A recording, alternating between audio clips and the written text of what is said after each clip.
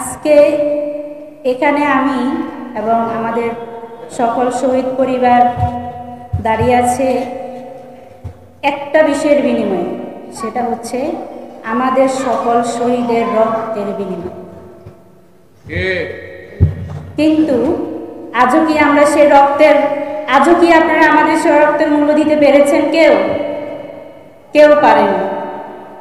কিন্তু আমরা এখনো সবাই বলি কি আমরা জুলাই পরবর্তী স্বাধীন বাংলাদেশে দাঁড়িয়ে আছি। এটা কি আপনারা বলতে পারেন? কিভাবে বলতে পারেন? কিন্তু আমরাই শুধু বলি আমরা শহীদ পরিবার, কষ্টের সাথে বলি, বাট আপনারা বলেন কি আমরা গর্বিত। কিন্তু কেন আপনারা কেন আমাদেরকে গর্বিত বলেন? আমরা তো তার মূল্য পাই নাই। তার মূল্য আপনারা দিতে যেদিন পারবেন সেদিন আপনারা আমাদেরকে গর্বিত বলবেন, আমরা গর্বিত পরিবার। তো যাই হোক, আমি যদি আমার পরিচয় হিসাবে বলি, আমরা 3 ভাই বোন। আমাদের বাড়ি হচ্ছে নোয়াখালী হাতিয়া। আমার বাবা একজন স্ট্রোকের রোগী। আমার বড় ভাই যিনি আকিস কোম্পানির সেলস ম্যানেজার ছিলেন, যাত্রাবাড়িতেই উনি হচ্ছে জব করতেন।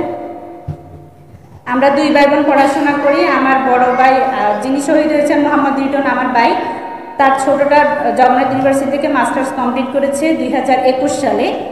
আমি ইডেনে 4th ইয়ারে অধ্যয়নরত আছি।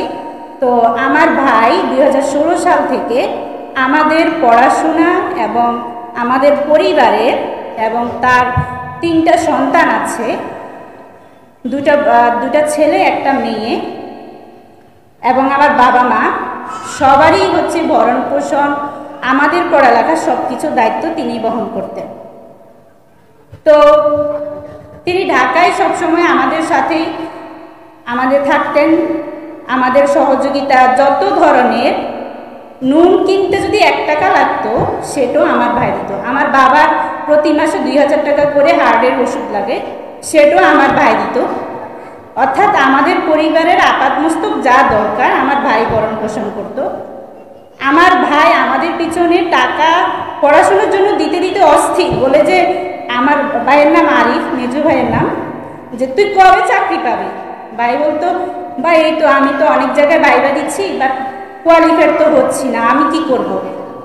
মানে রিটার্ন পর্যন্ত যেই ভাইবা পর্যন্ত গেলেই দেখি হচ্ছে সব বুকিং, সব আগের থেকেই বুকিং থাকে, আমি কি করব? ভাই বলতেছে আমি তো আর পারছি না, তুই একটু সংসারের হালটা ধর, ছোট বোনের পড়াশোনা, তোর পড়াশোনা, আমি তো আর পারি না।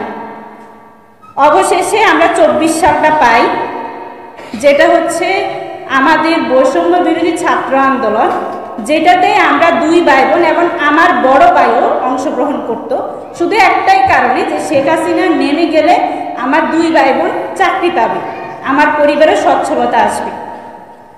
সেই জন্য জুলাই মাসের 1-2 তারিখ থেকেই আমরা আন্দোলনে সক্রিয় অংশগ্রহণ করতাম। ভাই তখন যাত্রাবাড়িতেই, তো আস্তে আস্তে যাত্রাবাড়ির দিকেও কিন্তু আন্দোলনটা হচ্ছে, আপনারা সবাই জানেন। তো যাত্রাবাড়িতে উনি সবসময় আন্দোলনে যোগদান করতেন আর বলতো যে শেখ হাসিনা কবে নামবে, আর দেশটাকে আর ভালো লাগছে না, তোরা যে কবে চাকরি পাবি, সবসময় এই কথাটাই বলতো আমার ভাই। আমিও চাই দেশটাকে স্বাধীন করতে, তোরা যেন চাকরি পাস, আমার ভাই এটাই সবসময় বলতো। তো আমি ইডেন থেকে সবসময় আমাদের একটা গ্রুপ বের হতো, আমিও হচ্ছে আন্দোলনের সাথে সবসময় সম্পৃক্ত ছিলাম। এবং 4 তারিখ পর্যন্ত শাহবাগ মোড়ে আমরা হচ্ছে অবস্থান করতাম। আপনারা সবাই জানেন ইডেন কলেজের শিক্ষার্থীদেরকে যেভাবে লাঠিচার্জ করা হয়েছে, হাতে পায়ে, মানে বিভিন্নভাবে তাদের উপর টর্চার করা হয়েছে। আমার ভাই 5 তারিখ সকালবেলা আমাকে ফোন করে বলে তুই কোথায়? আমি বলি আমি তো হচ্ছে শাহবাগের মোড়ের দিকে আছি, আমি সংসদ ভবনের দিকে যাব।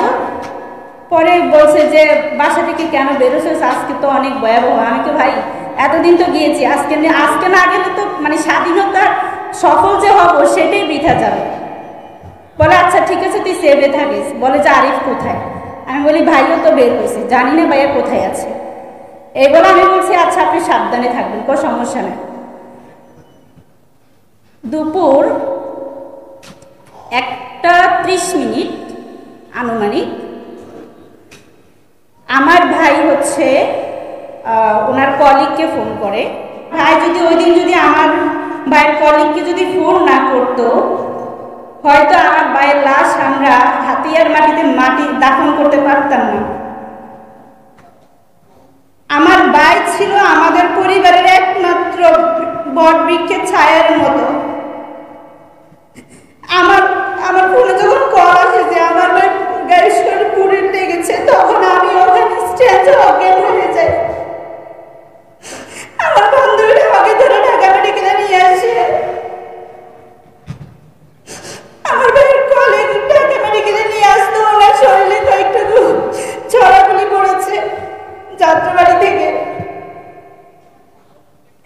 আমার ভাইকে আমরা অনেক চেষ্টা করেছি কিন্তু পারি নাই, 4-5টা বুলেট লেগেছে শরীরে।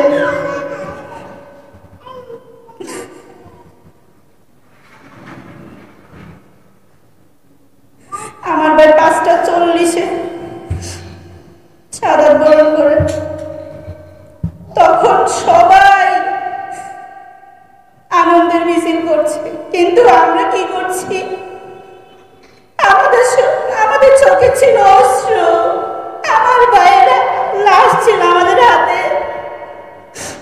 আমরা যখন আমার ভাইকে নিয়ে যাত্রাবাড়িতে যাচ্ছিলাম, তখন দেখি সারা রাস্তায় স্বাধীনতার পতাকা ছিল, আমাদের হাতে ছিল আমার ভাইয়ের লাশ। আমিও বলছি যে ভাই আমরা স্বাধীন পাবো, আমরা স্বাধীনতার পতাকা হাতে নিব, কিন্তু তার বিনিময়ে পেয়েছি কি? আমার ভাইয়ের লাশটা পেয়েছি।